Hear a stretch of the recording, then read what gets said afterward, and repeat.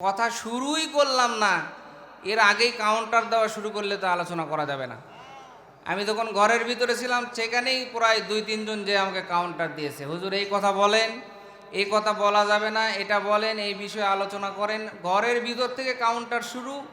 আমি তো ভূমিকায় এই মাদ্রাসার ন্যায্য দাবির কথা বলতেছিলাম। শুরুতেই যদি এরকম কাউন্টার দেন তাহলে তো এই মাহফিল করার দরকার ছিল না। কি কথা বলেন না কেন? কি মাহফিল চলবে না চলবে না? কোরআনের রাজনীতির কথা বললে কারে যদি গায়ে জ্বলে তাহলে সে ফেরাউনের উত্তরসূরি। কথা বলেন ঠিক কিনা?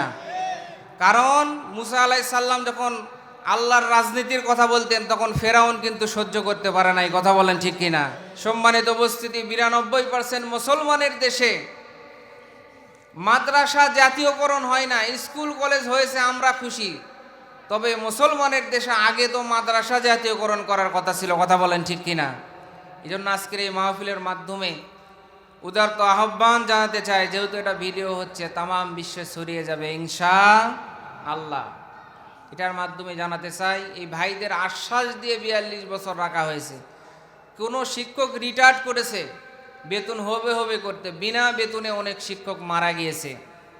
সম্মানিত উপস্থিতি, আমরা চাই না এদেশে আর কোনো বৈষম্য হোক। এই জন্য এখান থেকে উদারত আহ্বান জানাই, এই স্বতন্ত্র ইবতেদায়ী মাদ্রাসা সহ যেই সেক্টরে বৈষম্য আছে, বৈষম্য মুক্ত একটা সোনার বাংলাদেশ আমরা দেখতে চাই। কথা বলেন ঠিক কিনা? আপনারা সবাই দেখতে চান না? আল্লাহ তাআলা সকলকে তৌফিক দান করেন, সবাই বলেন আমিন। সম্মানিত উপস্থিতি, আমি আপনাদের সামনে পবিত্র কালামুল্লাহ হাকিমের সূরা হাজের 50 নম্বর আয়াতে কারিমা তেলাওয়াত করেছি। বলেন তো সূরার নাম কি?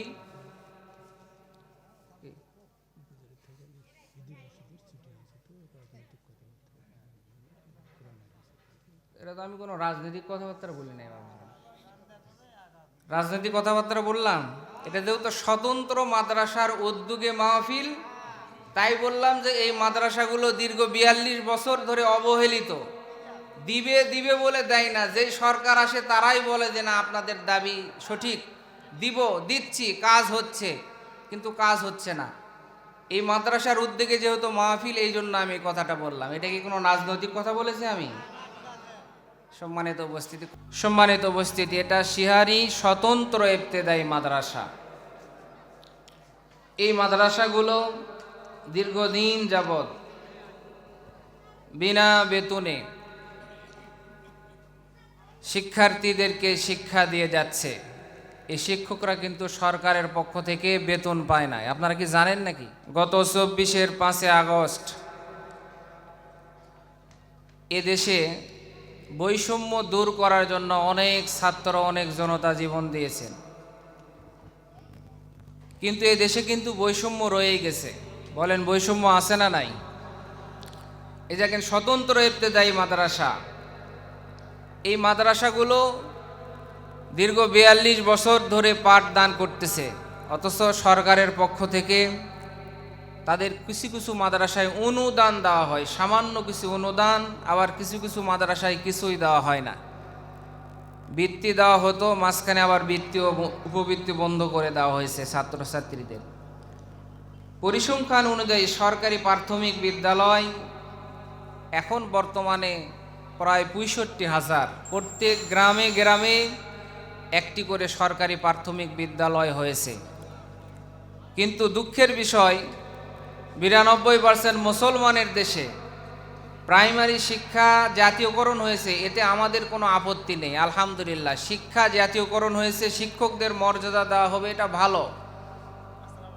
তবে মুসলমানের দেশে শুধু স্কুল কলেজ এগুলো জাতীয়করণ করা হবে, এদের সুযোগ সুবিধা দেওয়া হবে, আর মুসলমানদের দেশে মাদ্রাসাকে জাতীয়করণ করা হবে না, সুযোগ সুবিধা দেওয়া হবে না। বলেন তো এটা বৈষম্য কিনা? আর একটু ধীরে বলেন, বৈষম্য কিনা? সম্মানিত উপস্থিতি, আপনারা দেখেছেন সারা বাংলাদেশে প্রায় মাধ্যমিক 333টি বিদ্যালয় রয়েছে যেগুলো সরকারি। উচ্চ মাধ্যমিক রয়েছে প্রায় 20,316টি, যে বিদ্যালয়গুলো সরকারি করেছেন। এরপরে সরকারি জেলা স্কুল রয়েছে 16টি। অথচ সারা বাংলাদেশের ভিতরে একটি স্বতন্ত্র মাদ্রাসা নেই যেগুলো প্রাইমারির সমতুল্য সেগুলো জাতীয়করণ বা এমপিও ভুক্ত পর্যন্ত করা হয় নাই। অনেক সময় এই স্বতন্ত্র ইবতেদায়ী মাদ্রাসার আমার এই ভাইয়েরা বিভিন্ন সময় আন্দোলন সংগ্রাম করেছে তাদের অধিকার আদায়ের জন্য। গত কিছুদিন আগেও আপনারা দেখেছেন রাজপথে তারা যখন তাদের ন্যায্য অধিকারের কথা বলতে গিয়েছিল, তখন সরকারের পক্ষ থেকে সেই লাঠিয়াল বাহিনীরা এই স্বতন্ত্র ইবতেদায়ী মাদ্রাসার শিক্ষকদের উপরে লাঠি চার্জ করেছিল, টিয়ার শেল নিক্ষেপ করেছিল, গরম পানি নিক্ষেপ করেছিল, আপনারা সকলেই জানেন। এরপরও বিভিন্ন সময় এই স্বতন্ত্র ইবতেদায়ী মাদ্রাসা জাতীয়করণ করা হবে, এমপিও ভুক্তিকরণ করা হবে, এরকমভাবে বিভিন্ন কথা বলা হয়েছে, কিন্তু এখনো পর্যন্ত আলোর মুখ দেখতে পাই নাই। কথা বলেন ঠিক কিনা? বলেন তো, এই মাদ্রাসাগুলো জাতীয়করণ করার দরকার আছে না নাই? আর একটু জোরে বলেন, আছে না নাই? সম্মানিত উপস্থিতি, 92% মুসলমানের দেশে মাদ্রাসা জাতীয়করণ হয় না, স্কুল কলেজ হয়েছে, আমরা খুশি। তবে মুসলমানের দেশে আগে তো মাদ্রাসা জাতীয়করণ করার কথা ছিল। কথা বলেন ঠিক কিনা? এই জন্য আজকের এই মাহফিলের মাধ্যমে উদারত আহ্বান জানাতে চাই, যেহেতু এটা ভিডিও হচ্ছে, তামাম বিশ্বে ছড়িয়ে যাবে ইনশাআল্লাহ। এটার মাধ্যমে জানাতে চাই, এই ভাইদের আশ্বাস দিয়ে 42 বছর রাখা হয়েছে। কোনো শিক্ষক রিটায়ার্ড করেছে, বেতন হবে করতে, বিনা বেতনে অনেক শিক্ষক মারা গিয়েছে। সম্মানিত উপস্থিতি, আমরা চাই না এদেশে আর কোনো বৈষম্য হোক। এই জন্য এখান থেকে উদারত আহ্বান জানাই, এই স্বতন্ত্র ইবতেদায়ী মাদ্রাসা সহ যেই সেক্টরে বৈষম্য আছে, বৈষম্য মুক্ত একটা সোনার বাংলাদেশ আমরা দেখতে চাই। কথা বলেন ঠিক কিনা? আপনারা সবাই দেখতে চান না? আল্লাহ তাআলা সকলকে তৌফিক দান করেন, সবাই বলেন আমিন। সম্মানিত উপস্থিতি, আমি আপনাদের সামনে পবিত্র কালামুল্লাহ হাকিমের সূরা হাজের 50 নম্বর আয়াতে কারিমা তেলাওয়াত করেছি। বলেন তো সূরার নাম কি?